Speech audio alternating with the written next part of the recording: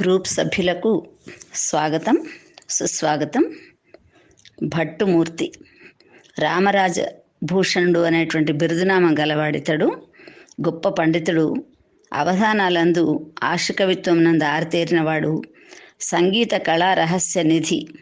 ఇతడు నరస భూపాలీయం అనేటువంటి కావ్యాలంకార సంగ్రహాన్ని, హరిశ్చంద్ర నలోపాఖ్యానం అనేటువంటి ద్వ్యర్థి కావ్యాన్ని, వసుచరిత్ర అనేటువంటి మహాప్రబంధాన్ని రచించాడు. భట్టుమూర్తి శైలి ప్రౌఢమై మృదు మధురమై సంగీతానికి అనువుగా ఉంటుందని చెప్పేసి కవులు చెప్తూ ఉంటారు.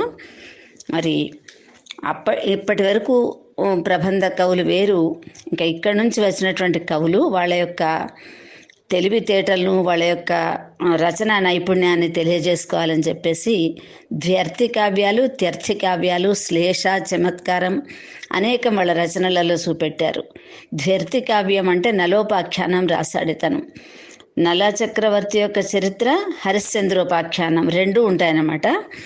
అయితే దీంట్లో హరిశ్చంద్ర నలోపాఖ్యానం అనేటువంటి ద్వ్యర్థిలో మనం మన యొక్క దృష్టిని, నేను నలోపాఖ్యానం చదువుతున్నాను అని చెప్పేసి అనుకొని ఆ పుస్తకాన్ని ఇప్పుడు ఆయన రాయడెప్పుడో రాసిపెట్టాడు, అయిపోయింది ఆ గ్రంథాన్ని. దాన్ని మనం నలోపాఖ్యానం చదువుతున్నాం అని చెప్పేసి చదివితే మొత్తం నలోపాఖ్యానమే మనకు తెలుస్తుంది, కథ అంతా కూడా. మళ్ళీ కాదు అని చెప్పేసి హరిశ్చంద్రపాఖ్యానం చదువుతున్నాను అని చెప్పేసి అనుకుంటే మొత్తం హరిశ్చంద్ర చరిత్రే కనిపిస్తుంది. ఇలా రాయడం చాలా కష్టం అనమాట. త్యర్థి కావ్యాలు రాశారు, అది 3 రకాలుగా కూడా ఉంటుంది. దాన్నే మనకు మళ్ళీ కళాపూర్ణోదయంలో సూరన కూడా ద్వ్యర్థి కావ్యంలాగా రాశాడనమాట. అంటే 2 రకాలైనటువంటి రాఘవ పాండవీయం, అంటే రాముని యొక్క కథ ఉంటుంది, రామాయణం ఉంటుంది, పాండవుల యొక్క కథ కూడా ఉంటుంది అన్నమాట. ఇట్లా రాయడం అనేటువంటిది ఒక పద్యం అంటే రాయొచ్చు, కానీ అన్ని పద్యాలు రాయాలి అని చెప్పేసి అంటే చాలా కష్టం. అట్లాంటి అద్భుతమైనటువంటి రచనలు చేసి రాజు యొక్క మెప్పును పొందినటువంటి కవులు ఈ ప్రబంధ కవులు. ఆంధ్ర ప్రబంధ సంతతికి తలమానికమై అవతరించినది.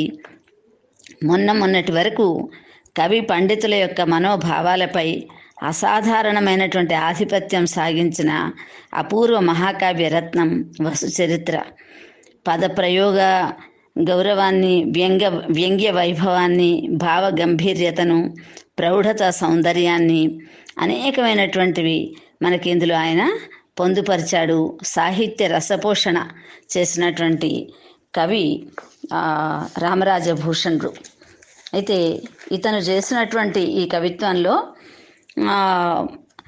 ముందు వచ్చేటువంటి ఆధునిక కవులకు కూడా ఇతను బాట వేశాడు. ఏంటంటే కేవలం మనుషులను తీసుకోవడం కాకుండా ఆయన ఏం చేశాడంటే ఒక గిరి, తర్వాత ఒక నది, ఈ రెండిటికి కూడా మన యొక్క మానవ ఆకారాన్ని ఆపాదించి దానివలన మంచి రచనలు చేసి నేను చూపిస్తాను, వాటిలలో కూడా ఈ భావన ఉంటుంది అని చెప్పేసి తెలియజేశాడనమాట.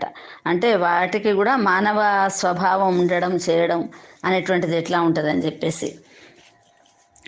అంతేకాకుండా నాచే రచింపబడినటువంటి కృష్ణదేవరాయల యొక్క ఆస్థానంలో చెప్తున్నాడు, వసుచరిత్ర పూర్తిగా వచ్చింది. ప్రకృతి సంబంధమగు పర్వతములకు, నదులకు కూడా వ్యక్తిత్వం ఉంటుంది అని చెప్పేసి నేను పొందుపరిచాను. అంతేగాక వాటికి మానవ సంయమనం కల్పించాను. వసుచరిత్ర ధీరోద్ధాత్తుడగు వసు మహారాజు యొక్క చరిత్ర. ఉత్తర భారతంలో అధిష్టానపురాన్ని వసు మహారాజు పరిపాలిస్తున్నటువంటి రోజుల్లో కోలాహలం అనేటువంటి నగాధీశుడు అన్నమాట, పర్వతరాజు. శుక్తిమతి అనేటువంటిదేమో నది. ఆ నదిని అతను మోహించాట.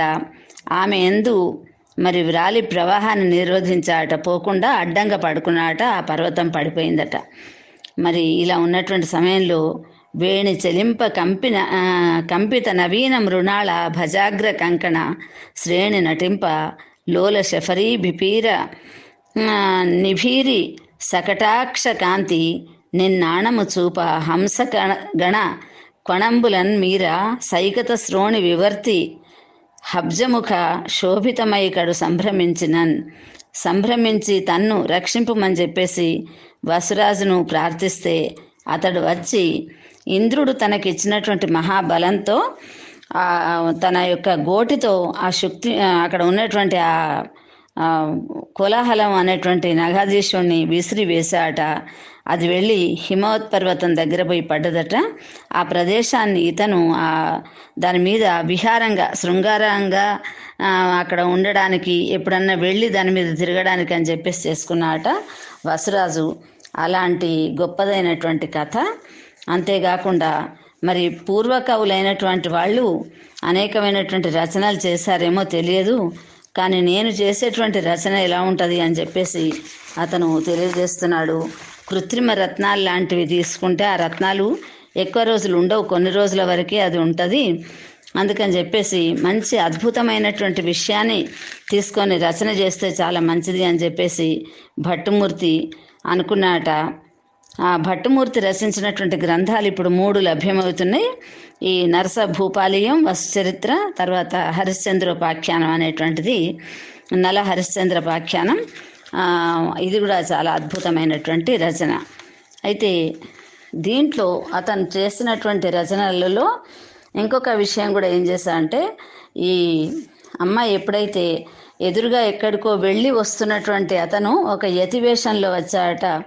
వచ్చి అర్ఘ్యపాద్యాలు ఇవ్వడానికి అని చెప్పేసి ఆమె పిలిచి, ఈ నదీమ తల్లి అయినటువంటి ఈమె అతనికి సత్కారాలు చేస్తూ ఉన్నాట.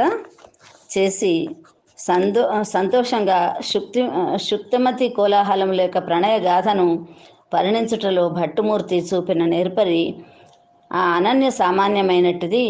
జడములైనటువంటి నదీ పర్వతాలు మనకు ముందు రాబోయేటువంటి భావ కవులలో విశ్వనాథ సత్యనారాయణ గారు కూడా ఈ కిన్నెరసాని పాటలు, కిన్నెరసాని అనేటువంటి నది, ఆ పెనుగొండ అనేటువంటిది భర్త ఆమెను అడ్డు పెట్టడానికి ఇంట్లోంచి వెళ్ళిపోవద్దు అని చెప్పేసి ఆగినందుకు అక్కడ పెనుగొండ ఆల్రెడీ ఉన్నది, దాని చుట్టూ కిన్నెరసాని తిరుగుతూ ఉన్నటువంటి విధంగా ఉన్నదాన్ని ముందు రాబోయేటువంటి కవులు కూడా నదీమ తల్లి, మనం దేశమాత అని చెప్పేసి అనుకుంటాము. అందుకని మనకు ప్రాచీన కవులు, తర్వాత సంస్కృత కవులు కూడా నదిని తల్లిలాగా భావిస్తూ ఉంటారు, స్త్రీమూర్తిగా ఆరాధిస్తుంటారు. అలాంటి లాగానే ఇతను కూడా మొట్టమొదలు తను ఇలాంటి రచన చేశాడు.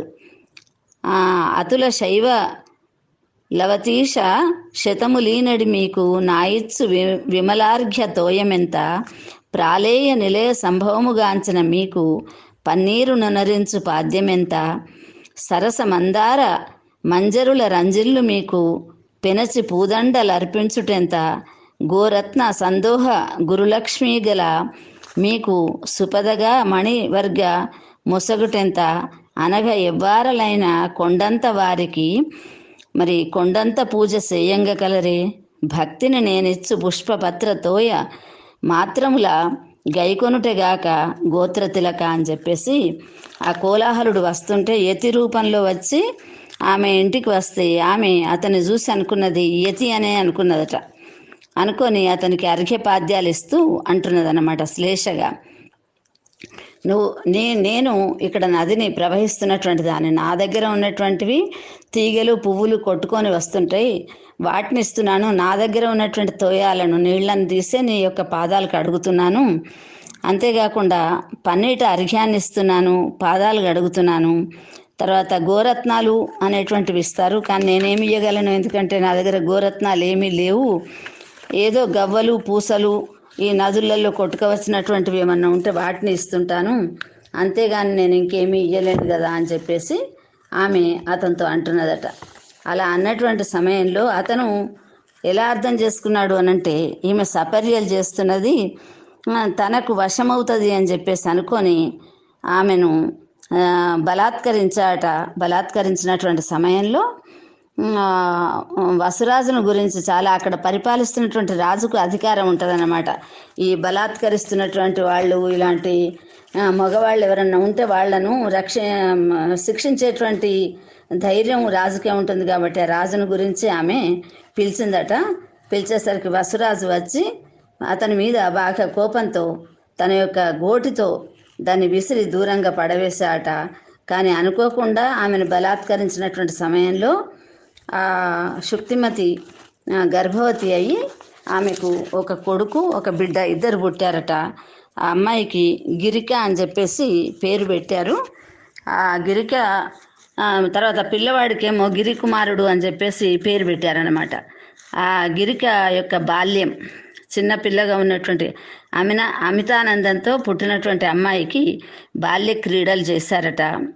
అక్కడ ఉన్నటువంటి జలకన్యలందరూ కూడా ఆమెకు వచ్చేసి కానుపు చేశారు అని చెప్పేసి ఈ నదిని స్త్రీగా ఆపాదించుకుంటూ చెప్పినటువంటి కథ అన్నమాట ఇది.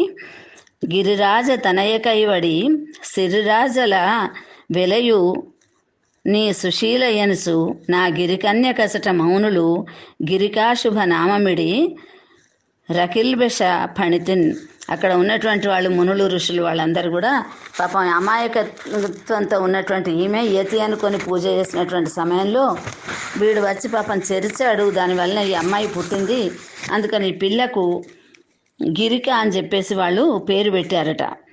అయితే ఈ కోలాహలుడు అంతకుముందు రావడం, తర్వాత ఆమె సపర్యలు చేసిన తర్వాత కొంగు పట్టుకోవడం, ఆమెను బలాత్కరించడం, ఇదంతా కూడా చాలా అద్భుతంగా వర్ణించాడు. అనేకమైనటువంటి శ్లేషలు, చమత్కారాలు, వర్ణనలు బాగా ఉన్నాయన్నమాట ఇందులో. జలకములార్చి పాండు జలచర పాదులుగా ఉన్నటువంటి అక్కడ నీళ్లతో ఆమెకు స్నానాలు చేయించారట ఆ పిల్లకు. తర్వాత మట్టిని తీసి దిష్టి కొట్టకుండా పెట్టారట. కుమారునికి కూతుని ఘటించి భజించి నదీలలామ కోమల కుముద అయినటువంటి దాంతో ఈ అందమైనటువంటి తీగలతో ఒక ఉయ్యాలలాగా చేసిందట. చేసి ఆ ఉయ్యాలలో అలలు పోతుంటాయి కదా, దాంట్లో ఆ పిల్లవాడిని ఆ అమ్మాయిని ఇద్దరిని కూడా పడుకోబెట్టి అలల ద్వారా పంపిస్తూ ఉంటే అక్కడికి వెళ్ళి అది గిరి దగ్గరికి వెళ్ళేదట. ఎవరైతే ఈమెను చెరిచినటువంటి ఆ గిరి కొండ అక్కడ పడినదో దాని దగ్గరికి వెళితే మళ్ళీ అతను ముద్దుడుకొని పిల్లలు తనకు పుట్టారు అని చెప్పి సంతోషపడి బాధతో తనను వసురాజు వేసినటువంటి దెబ్బకు కింద పడిపోయినాట, ఇంకా లేవలేకుండా అయిపోయినాడు.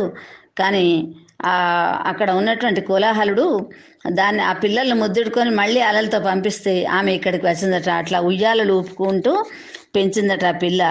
మందయానము నేర్పు నిందింది రాజీవ రాజస్మరాళ రాజీ. ఇలా అంటే యమకాలు, అంత్యానుప్రాసలు 2 సార్లు 3 సార్లు ఒకే పదం రావడం చేయడం అనేటువంటిది ఒక మాటను మన భాష చాలా గొప్ప తెలుగు భాషలో మరి కవి అనేకమైనటువంటి అర్థాలు వచ్చేటువంటి విధంగా వాడాడు. ఒక మాటను 2గా చీల్చి 2 మాటలుగా మనం వాడవచ్చు. ఒకప్పుడు ఒకటే మాటలాగా కూడా దాన్ని చేయవచ్చు. తర్వాత అంత్యానుప్రాసలు, యమకాలు, ఇవన్నీ కూడా మన భాషలో అద్భుతమైనటువంటి చమత్కారాలు కూడా తెలుగు భాషలో ఉన్నాయి. ఇలాంటి లోకోత్తరమైనటువంటి భాషనంతా కూడా ఆయన ఇందులో తెలియజేశాడు మన రామరాజ భూషణుడు. అది మనకి ఇందులో చక్కగా కనిపిస్తుంది. మన చరిత్ర కంటే కూడా వసు చరిత్రలో సంగీతం స్రవించేటువంటి పద్యాలు అనేక విధాలుగా మనకు కనిపిస్తూ ఉంటవి. ఈ నైమిషారణ్యంలో ఉన్నటువంటి ఒకసారి అడవిలో అందులో శుకుడు, శౌనకుడు మొదలైనటువంటి పేర్లు గల ఋషులు ఉన్నారు. వాళ్ళు ఎప్పుడు వారికి ఏదన్నా కాలక్షేపం కోసం అని చెప్పేసి ఆ శౌనకాది మునులు సూతుని చూసి ఇక్కడ రాజులు అనేక మంది ఉన్నారు, అందరూ సామాన్యులే, మరి మన వంటి వారే, అట్లు కాకుండా దేవతా అంశతో పుట్టినటువంటి వాళ్ళు ధరించి ధాత్రిని పరిపాలిస్తూ సుఖంగా ప్రజలను ఉంచేటువంటి రాజులు ఎవరైనా ఉన్నారా అని శుక శౌనకులకు అడుగుతూ ఉంటే సౌతి అనేటువంటి వాడు సూతుని యొక్క కొడుకుని అడిగారట. సౌతి సూత మహర్షి కుమారుడు. ఆయన ఇట్లా అన్నాట, ఒక ఆయన ఉన్నాడు, ఆయన గొప్ప రాజు, ఆయన పేరు వసువు. ఆయనకు శక్రుడు అనగా ఇంద్రుడు దివ్యమైనటువంటి చిహ్నాలను ఇచ్చాడు. ఆయన ఎప్పుడు కూడా విమానం ఎక్కి తిరుగుతూ ఉంటాడు. ఆయన రాజధాని పేరు అధిష్టానపురం. ఆ పట్టణాన్ని మరి ఎక్కడ ఉన్నది ఏంటి అనేటువంటి విషయాలన్నీ కూడా మనకు రామరాజ భూషణుడు చక్కగా వర్ణించాడు. మంచి శ్లేషలతో, చమత్కారాలైనటువంటి తెలుగు మాటలతో రకరకాలుగా కుప్పించి ఈ గ్రంథంలో రాశాడు, ఈ ప్రబంధంలో. ఆ ఊరిలోని రథాలు, పూలమ్మెడు స్త్రీలు, ఆ ఊరిలో ఉన్నటువంటి ఆ గాలి, ధాన్యం, ఒకటేమిటి ఎన్నిటినో అతను వర్ణించాడు. దాదాపు 20-25 పద్యాల వరకు అతను ఆ ప్రదేశాన్ని గురించే వర్ణించాడు. ఆయన ఒక రోజున ఒక మహాకార్యం చేశాడు. అది కోలాహలం అనేటువంటి పర్వతం ఉన్నది. ఆ పర్వతం హిమవంతుని యొక్క సంబంధీకులైనటువంటిది. అదంతా కూడా కథ మనకు ఇందులో ఆమె దగ్గరికి వెళ్ళి వసంత శోభ వర్ణన చాలా అద్భుతంగా చేశాడు. లలన జనాపాంగ వలన వసదనంగ తులనాభి భంగ దుఃప్రసంగ మలసానిల విలోల దళ సారస నవరసాల ఫల సాదర శుకాల వన విశాల మలినీగరు నీదక అయినటువంటి ఈ అద్భుతమైనటువంటి ప్రదేశంలో కలకూజితమైనటువంటి పక్షులు కూస్తూ ఉన్నాయట. కలకంఠ కులకంఠ కాకిలి విభాసుర ఒల్సు మధు వసంత కాలంలో కోకిలలు కూసినవి విచిత్రంగా ఉన్నాయట. ఆ పుప్పొళ్ళు రాలుతూ ఉన్నాయట. రాజుగారు అప్పుడు ఉద్యానవనంలోకి వచ్చినటువంటి సమయంలో మనకు అక్కడ దిలీపుని యొక్క రఘువంశంలో కూడా చెప్తారు. అసలు పూలు మామూలుగా చెట్లు ఊగుతూ ఉంటే చిన్న చిన్న పువ్వులన్నీ కూడా రాలి పడుతుంటాయి గాలికి. అయితే అవి వనదేవత ఏం చేసిందట అంటే, ఈ చెట్లు ఊగుతున్నటువంటి సమయంలో పువ్వులు పడుతుంటే రాజుగారు రథం మీద వెళుతుంటే లాజమ్ములు చల్లుతారు. లాజమ్ములు అంటే పేలాలు, దేవతా సంబంధమైనటువంటి వాళ్లకు పేలాలు చల్లుతుంటారు. మనం ఇక్కడ చూస్తుంటే శవాల మీద చల్లుతుంటారు. కానీ పూర్వకాలం లాజంబులు చల్లుడు అని అంటే, రాజుగారు వస్తున్నారు రథం మీద అంటే అతనికి పేలాలు చల్లేటువంటి వాళ్ళు. ఈ పువ్వులు రాలుతూ ఉంటేనట చెట్ల పువ్వులు ఎలా ఉన్నాయంటే లాజంబులు చల్లుతున్నటువంటి విధంగా కనిపిస్తూ ఉన్నాయట. అలాంటివి చల్లుతున్నటువంటి సమయంలో రాజుగారు వ్యాహ్యాళికని చెప్పేసి వచ్చాడు. తర్వాత ఈ రకమైనటువంటి ప్రదేశంలో వచ్చినటువంటి చోట అతనికి అద్భుతమైనటువంటి ఒక వీణా గానం వినిపించిందట. వినిపిస్తే అతని వెంట ఒక నర్మ సచివుడు వచ్చాట. నర్మ సచివుడు అంటే శృంగారంలో రాజుకు అతను ఏదైనా ఎవరైనా అమ్మాయిని పెళ్లి చేసుకోవాలనో చెయ్యాలనో ఉంటే ఆమె ఎవరు ఏంటి అని చెప్పేసి ఈయన డైరెక్ట్గా వెళ్ళడానికి వీల్లేదు కనుక అతను వెళ్ళి ఆమె యొక్క విషయాలన్నీ కూడా తెలుసుకొని ఈమెకు అతనికి ఇద్దరికి అనుసంధానం చేసేవాడు. తర్వాత మంత్రి మంచి చతురత కలిగినటువంటి భాషణ కలిగిన వాడు అని చెప్పేసి కూడా చెప్తుంటారు. అలాంటి వాడు వెళ్ళి చాటుగా వెళ్ళి చూశాట. ఇక్కడ ఏదో ఈ పర్వతం మీద అద్భుతమైనటువంటి ఒక భవనం ఉన్నది. ఈ భవనంలో ఎవరో వీణా వాయిస్తున్నారు అంటే, వీణా నాదమే ఇంత అందంగా ఉన్నది వీణులకు విందుగా, వాయించే వాళ్ళు ఎలా ఉన్నారు అని చెప్పేసి రాజుగారు అని చాలా విరహంతో అక్కడ బాధపడుతూ ఉంటే, మీరేం బాధపడకండి నేను వెళ్ళి చూసి వస్తాను అని చెప్పేసి ఈ నర్మ సచివుడు అక్కడికి వెళ్ళాట. చాటు నుండి చూసాట. ఎందుకంటే ఎదురుగా వెళ్ళి పాటలు పాడుతున్నటువంటి వాళ్లకు, మాట్లాడుతున్న వాళ్లకు ఎదురుగా వెళ్ళి పాడుతుంటే వాళ్ళ పాడేటువంటి పాటను ఆపివేస్తారు. అది పద్ధతి కాదు కదా రాజా. అందుకని చెప్పేసి నేను చాటుగా వెళ్ళి చూశాను, విన్నాను. చాలా అద్భుతంగా పాడుతున్నది అమ్మాయి, వీణా వాయిస్తున్నది. తర్వాత అక్కడ ఆమె చెలికత్తులు వాళ్ళు కూడా ఉన్నారు అనేక మంది. అలాంటి ఆమెను నేను ఏ విధంగా కూడా ఎదురు పడకుండా చూడకుండా పక్క నుంచి ఆమె వీణా వాయిద్యం విని వచ్చాను అని చెప్పేసిన తర్వాత రాజుకు ఇంకా తప్పకుండా ఆ అమ్మాయిని చూడాలి. అంతకుముందు కేవలం చూడాలనుకున్నాడు. కానీ ఎప్పుడైతే ఈ నర్మ సచివుడు బాగా పొగుడుతూ దానికి అనేక విధాలుగా వర్ణిస్తూ చెప్పేసరికి అతని యొక్క మనసు ఊరుకోలేదట. నేను తప్పకుండా వెళ్ళి ఆ అమ్మాయిని చూడాలి, చెయ్యాలి అని చెప్పేసి అతను ఆరాటపడ్డాట.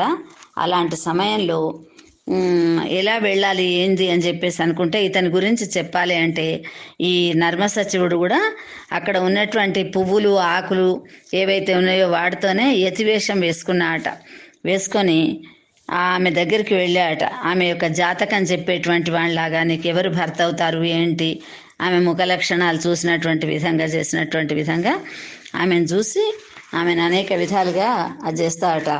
చెప్పేసరికి ఆమెకు ఈ వసురాజు మీద కూడా మనసు పడుతుంది. నేను పెళ్లి చేసుకుంటే అతనే చేసుకోవాలి అని చెప్పేసి ఆమె అనుకున్నది.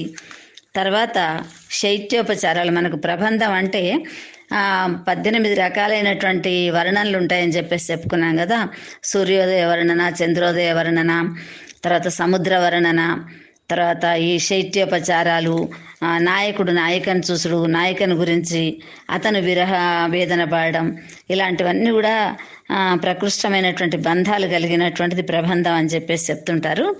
అందుకని అక్కడ ఈ అమ్మాయికి మరి శైత్యోపచారాలు ఏమేం చేయాలి ఏంటి అని చెప్పేసి అంటే ఆమెకు ఎక్కడ కోయిల యొక్క కూత విన్నా, తర్వాత ఈ వసంతాగమం వచ్చింది, ఆ ప్రదేశంలో తిరగాలన్నా చెయ్యాలన్నా కూడా ఈ మన్మధుడు వచ్చి తనకెక్కడ బాణాలు వేస్తాడు అని చెప్పేసి అమ్మాయి భయపడుతున్నదట. కుసుమ వాసనలెల్ల గొల్లలాడితిమింక పరుచుటామని ఎంత పరువులిడెను. వీళ్ళు చెలికెత్తెలు అనుకుంటున్నట, మనం ఏం చేద్దాం మనకు తెలుస్తలేదు, పువ్వులన్నీ వేసి ఈమెను పడుకోబెట్టాలి చల్లగా అని చెప్పేసి అనుకుంటే ఈమెకు అసలు ఈ వాసనే పడడం లేదు. కుసుమ వాసనలెల్ల గొల్లలాడితిమింక పరచుటామని ఎంత పరువులిడెను. చివురు జొంపెములెల్లా చిదిమి వైచితిమింక పగర కోయిల ఎంత ఎగసిపడును. ఫల పరంపరలెల్లా నులిచి వైచితిమింత కొదుమ చిలుకలెంత వదురుకొనును. కమ్మ తేనియలెల్లా కుమ్మరించితిమింక కట్టల నలులు ఎంత చుట్టుకొనును. ఎరుగ రాదింతులారా ఈ తెరువ ఇచట మసలగా నిక తో తెండు మనము గొనిన కుసుమ కిసల లయల ఫలనవ ప్రసవసరములు లసమ శరములు నర్పింత మనసు వెడలిరి. వాళ్ళు అనుకున్నారు మనం ఎన్ని చేసా కూడా శైత్యోపచారాలు ఈమెకు సరిపోతులేవు, చల్లగా ఉన్నటువంటి తామరాకులు తీసుకొచ్చేసి పల్లవాలు పరిచాం, కింద నాచు వేసాం చల్లగా ఉండడానికి అని చెప్పేసి. అవి కూడా ఒక 2 నిమిషాల్లో ఈమె విరహ ఆ వేడికి తట్టుకోలేక అవి ఎండిపోతున్నాయట ఆకులన్నీ కూడా. అక్కడ ఉన్నటువంటి ఆ కోయిలలు తిట్టుకుంటూ ఉన్నాయట, ఆకులు లేకుండా చేసి మొత్తం చెట్లు. అంటే అద్భుత రసం అంటారు దీన్ని. అద్భుతమైనటువంటి విధంగా అంత కాకపోవచ్చు, వనంలో ఎన్నో చెట్లు ఉంటాయి, కానీ వీళ్ళ ఆకులన్నీ తీసుకువచ్చి పరుస్తూ ఉంటేనట కోయిల అనుకున్నదట, నాకు చిగుళ్ళు లేకుండా చేస్తున్నారు వీళ్ళెవరో వచ్చి అడవికి అని చెప్పేసి అవి బాధపడుతున్నాయట. మరి ఫల రసాలు తీసుకువచ్చేసి అవన్నీ కూడా అక్కడ పొందుపరిస్తే చిలుకలు బాధపడుతున్నాయట, మనకు పళ్ళు లేకుండా చేస్తున్నాయని చెప్పేసి. అదేవిధంగా కమ్మ తేనీయలు తీసుకువచ్చేసి అవి అక్కడ పెడుతుంటే ఆ తేనెటీగలన్నీ కూడా బాధపడుతున్నాయట, మనకు తేనె లేకుండా చేస్తున్నారు వీళ్ళు అని చెప్పేసి. ఎరుగదా ఇంతులారా ఈ తెరువ ఇచట మనలగా నీక తోడింత ఇంకేం చేయాలనో మనకు అర్థమైతలేదు. కుసుమాలు తెచ్చాం, కిసలయలు తెచ్చాం, ఫలరసాలు తెచ్చాం, అనేక విధాలైనటువంటివి తీసుకొచ్చి అర్పించాము, ఇంకా మనం ఏం చేద్దామని చెప్పేసి వాళ్ళు అనుకుంటున్నారట. మందార ముకుళ కుహళీ కందళిత మరంద తొందిక మిళింద వధువు బృందాలి నందితంబగు మందానిల మొలయ విజిత మార్గశ్రమలై. వాళ్ళందరూ కూడా అలసిపోయినటువంటి వాళ్ళు ఆ శ్రమనంతా కూడా మర్చిపోవడానికి అని చెప్పేసి అనేక విధాలు చేసి ఆమెకు చల్లటి నీళ్లలో కూర్చోబెట్టి జలక్రీడలు చేస్తే బాగుంటుంది అని చెప్పేసి అనుకున్నారట. అనుకొని ఆ జలక్రీడలకు తీసుకొని పోయినట. దగ్గర ఉన్నటువంటి కాసారంలో వాళ్ళందరూ కూడా తన ఇల్లు దామర తంపమై మిరయ సపన్నల్నాక్షి కాపున్న చోటు వలరాజు ముజ్జగంబుల గెలిచి దర్పమేర్పడ నిజాంక శరంబులిడిన చోటు వలిగాలి పన్నగా వలిగాహిత తగరాగ్ని ఘోర నజ్వరంబు వీడుకొనిన చోటు తొగ కొమ్మదిమ గ్రమ్మదగు రోజు కరమంటి ఎండ కన్నెరుగక ఒసగు చోటు ఇందు ముఖులార ఇదినుడి ఇందుగురుంకి మదన భూజింప కోరికలు పొదలు ననుసు తొడవులటుబెట్టి వలిపే పావడలు గట్టి శృంగములు బట్టి నీరాడ చేరునప్పుడు. అప్పుడు వాళ్ళు ఏం చేశారట, శృంగాలతో ఇట్లా పొడువుగా ఉన్నటువంటి వాళ్ళతో, అంటే ఏనుగు యొక్క తొండంతో నీళ్లు పోసినటువంటి విధంగా నీళ్ళన్నీ దాని నిండా నింపి ఈమెతో అంటున్నారట, అసలు ఈమె పుట్టిందే తన ఇల్లే తామర తంపల రాగా ఉన్నటువంటి ప్రదేశం, అక్కడనే చల్లగా ఉంటుంది, కానీ అక్కడికంటే కూడా ఇంకా చల్లగా జలక్రీడలు ఆడతాను అని చెప్పేసి అంటున్నాం కనుక ఈ జలంలోకి తీసుకువచ్చాం. ఇక్కడ మన్మధుడు ఈ ప్రదేశంలోనే మరి తిరిగాడేటువంటి ప్రదేశం. ఇక్కడ ఉన్నటువంటి వలిగాలి కూడా ఘోరంగా, చల్లనటువంటి గాలి కూడా కొంచెంసేపటికే బాగా వేడెక్కిపోతున్నది. తెగ కొమ్మ దమి ఇక్కడ ఈ ప్రదేశంలో శివుడు అతన్ని చూసి మరి కన్నెర్ర చేసినటువంటి ప్రదేశం. ఇందుముఖులారా, మరి ఎటు నుండి వస్తాడో ఆ మన్మథుడు తెలియదు, మన్మథుని యొక్క బాణాలు వేస్తుంటే ఈ అమ్మాయి తట్టుకోలేకపోతున్నది అని చెప్పేసి వాళ్ళు అనేక విధాలుగా బాధపడుతుంటారట. తర్వాతి ఆశ్వాసంలో సూర్యాస్తమయ వర్ణన, అంటే ఇది 7 ఆశ్వాసాల గ్రంథంగా ఆయన ప్రబంధంలాగా రాశాడు. అందుకని దీంట్లో ఈ 7 ఆశ్వాసాల్లో కూడా ఈ వర్ణనలు, అనేకమైనటువంటి వర్ణనలు మనకు కనిపిస్తుంటాయి. అంతేకాకుండా శుక్తిమతి మొట్టమొదటి గర్భవతి అవుడు, గర్భ చిహ్నాలు, స్త్రీ యొక్క గర్భ చిహ్నాలు ఎలా ఉంటాయి, తర్వాత ఆమె స్త్రీకి నదికి రెండింటికి కలిపి వర్ణించారన్నమాట. ఈయన ద్వ్యర్థి కావ్యాలు రాసినటువంటి వాడు కాబట్టి ఒక పద్యం మనం చదువుతుంటే స్త్రీకి గర్భచిహ్నాలు ఎలా ఉంటాయో తెలుస్తుంది. ఒక చోట నదిని వర్ణించాట. తర్వాత గిరిక యొక్క బాల్య క్రీడలు చాలా అద్భుతంగా ఉన్నాయి.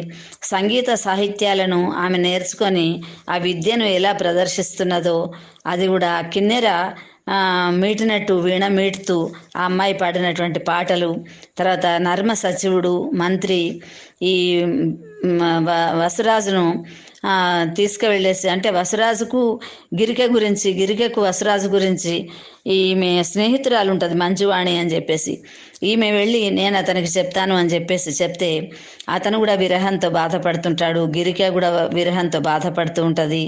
తర్వాత అనేకమైనటువంటి శైత్యోపచారాలు, కొంగలు, హంసలు మొదలైనటువంటివన్నీ వచ్చేసి కూడా చూస్తూ ఉన్నాయట ఈమె యొక్క బాధను. మంజువాణి యొక్క ద్యూతం చాలా అద్భుతంగా, మంచి మాటకారి అమ్మాయి వెళ్ళి వసురాజుకు ఈమె పడుతున్నటువంటి బాధనంతా కూడా ఎరిగించిందట. అతను కూడా ఈమె మీద మనసు పడ్డటువంటి వాడు కాబట్టి అతని యొక్క చేతి ముద్రికనిచ్చాట ఈమెకు. ఇయగానే ఆ ముద్రికను తీసుకువచ్చేసి ఇచ్చింది. వసురాజుకు గిరికకు ఇద్దరికి కూడా మరి పెళ్లి చేయాలని చెప్పేసి ఇంద్రుడు వచ్చాట. ఇంద్రుడు వచ్చి ఆయన తప్పకుండా మీకు పెళ్లి జరుగుతుంది అని చెప్పేసి దీవించాట. ఇలాంటి రాజు దేశంలో ఉంటే దేశం అంతా కూడా సుభిక్షంగా ఉంటుంది, ఇతనికి తగినటువంటి అమ్మాయి గిరిక అని చెప్పేసి పెళ్లి చేస్తాడు, పెళ్లి చేయాలనుకుంటాడు. అప్పుడు పెళ్లి కొడుకు సురాంగనలు వచ్చి ఎట్లా పెళ్లి కొడుకుని తయారు చేస్తున్నారు, పెళ్లి కూతుర్ని ఎట్లా తయారు చేస్తున్నాడు, ఇంద్రుడు ఏమేం బహుమానాలు తీసుకువచ్చాడు, మరి ఇంద్రుడు ఇచ్చినటువంటి పద్మ మాలికను అతను ధరించి చాలా అందంగా, అతనికి అంతకుముందే అందమైనటువంటి వాడు వసురాజు, ఈ మాలికను వేసుకున్న తర్వాత ఎంతో అద్భుతంగా కనిపించాట. తర్వాత వాళ్ళ ఇద్దరికి పెండ్లి సమయంలో ఏ విధాలుగా తలంబ్రాలు పోయడం, మంగళసూత్రం, జీలకర్ర బెల్లం, ఇవన్నీ కూడా పెండ్లి తంతునంతా కూడా చక్కగా వర్ణిస్తాడు ఇందులో మనకు. తర్వాత పెండ్లి భోజనం, ఎలాంటి భోజనాలు, ఎవరెవరికి ఏ రకమైనటువంటి వస్తువులు పెడతారు, కొసరి ఎట్లా వడ్డిస్తారు, ఇవన్నీ కూడా మనకు ఆ షష్టాంక ఆశ్వాసంలో చివరి దాంట్లో చాలా అద్భుతంగా వర్ణించారన్నమాట. అంటే ఇతని పాండితీ ప్రకర్ష, తర్వాత అమ్మాయిని గిరికకు వసురాజుకి ఇచ్చి పెండ్లి చేసిన తర్వాత ఆ పెండ్లికి వచ్చినటువంటి వాళ్లకు నగలు అవన్నీ కూడా బహుమానాలు ఎలా ఇస్తారు, ఇప్పుడు ఈ రోజుల్లో మనకు రిటర్న్ గిఫ్ట్స్ అని ఇస్తున్నారు కదా, అవన్నీ కూడా అప్పుడు ఆ కాలంలోనే ఉన్నాయట. 2 నగరాలు కూడా బ్రహ్మాండంగా అలంకరింపబడ్డాయట. అందరూ కట్నాలు తీసుకువచ్చేసి వీళ్ళకు పెట్టారు, పెళ్లి కొడుకుని చేశారు, ఆమె పెళ్లి కూతురుని చేశారు, ఊర్లోని ముత్తైదులు అందరూ వచ్చారు, మధుపర్కం కట్టారు, సుముహూర్తం సమీపించింది, వివాహం జరిగింది. కోలాహలుడు లగ్న సమయం అందు అల్లునికి అతను కూడా తీసుకువచ్చేసి అనేక వస్తువులను ఇచ్చి, మిక్కిలి అందమైనటువంటి వానిలో కస్తూరిని కూడా ఉన్నట, మంచి మెకము నుండి మృగాల నుండి తీసుకువచ్చినటువంటి కస్తూరిని, జవ్వాదిని తర్వాత తీసుకువచ్చేసి అతనికి బహుమానంగా ఇచ్చాట. తర్వాత అన్నిటికంటే చాలా పెండ్లైన తర్వాత తల్లికి బాధాకరమైనటువంటి విషయం, తల్లిదండ్రులకు అప్పగింతలు అనేటువంటిది. వివాహమైన తర్వాత అప్పగింతల వేళ పిల్లను పంపించే వేళ మన దేశంలో పిల్లలు ఏడుస్తుంటారు, తల్లి కూడా దుఃఖిస్తుంటుంది. శుక్తిమతి కూతును అనేక విధాలుగా ఓదార్చిందట. ఏమీ భయపడకమ్మా, నేను వచ్చునే ఉందును, పోవుచునే ఉందును, ఎందుకంటే నదీమ తల్లి కాబట్టి ఎక్కడైనా ప్రవహిస్తుంది ఆమె, నీకని అవి పంపిస్తాను ఇవి పంపిస్తాను అని చెప్పేసి చిన్నపిల్లలకు పెళ్ళిళ్ళు అవుతుంటే మన గ్రామీణ వాతావరణంలో అన్న రాంగ ఇది పంపిస్తా, తమ్ముడు రాంగ నాన్నతో ఇది పంపిస్తా అని చెప్పినట్టు ఆమె అనేక విధాలుగా చెప్పిందట.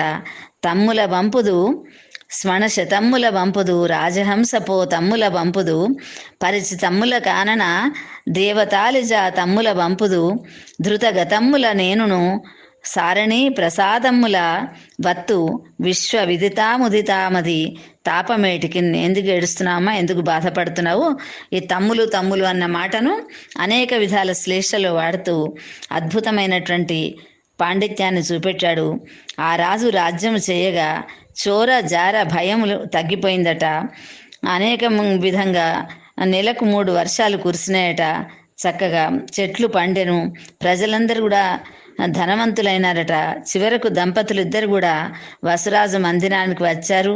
రతి మన్మధుల వలె, సరస్వతి బ్రహ్మల వలె, శచీంద్రుల వలె, లక్ష్మీనారాయణ వలె చిరకాలం సుఖించారు.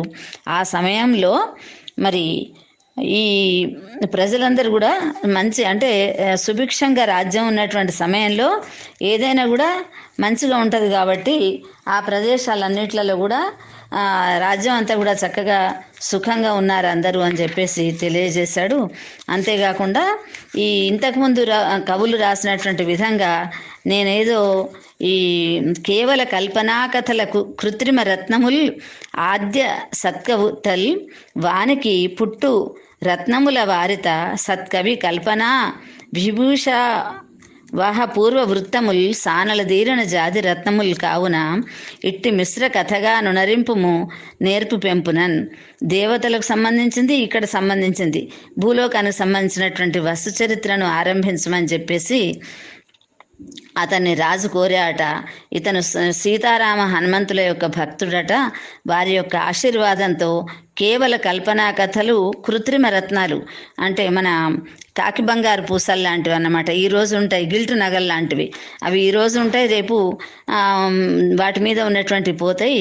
అందుకని కల్పనా కథలు కాకుండా నువ్వు పుట్టు రత్నాలైనటువంటి విధంగా ఉన్నటువంటి చెప్పమంటే అతను జరిగినటువంటి కథ దేవలోకానికి భూలోకానికి సంధానం చేసి నదిని తర్వాత పర్వతానికి రెండిటికి కూడా ఈ మానవాకృతిని కల్పించి అద్భుతమైనటువంటి కథను రాశాడు మన భట్టుమూర్తి గారు. ఇతనికి రామరాజభూషణుడు అని చెప్పేసి కూడా పేరు.